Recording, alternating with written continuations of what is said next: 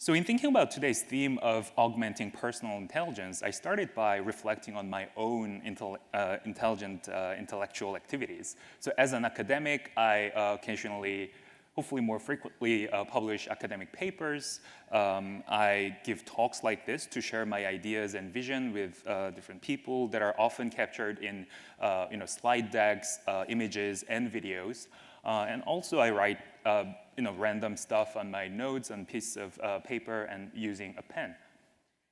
So this is really interesting, I think, because in thinking about the way my ideas and thoughts are captured, presented, and communicated, I think it's the media, different forms of media that do this sort of job. And over the years, I started to realize that the amount of this multimedia content has been dramatically increasing, partly due to the technology that we have in capturing these, right? We have really good editors and word processors these days. Cameras are really good at capturing the visuals and the audio signals that come from my interaction with the world.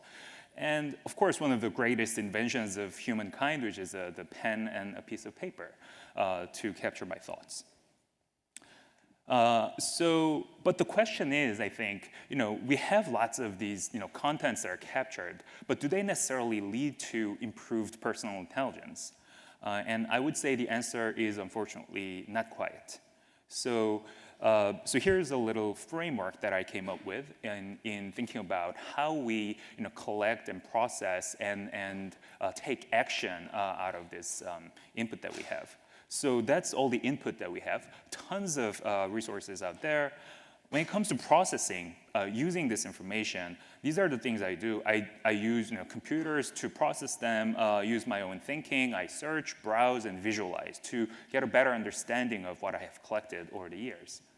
But of course, the ultimate output that I'm expecting is to go beyond. I want to tell an interesting story out of this. I want to take action. I want to remember things better. I want to be more creative. I want to be more intelligent.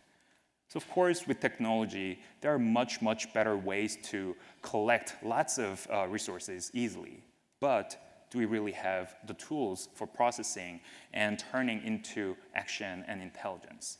So that's where our research comes in. We're interested in thinking about building better tools that help us really browse and search through these multimedia resources and further augment our intelligence using these resources.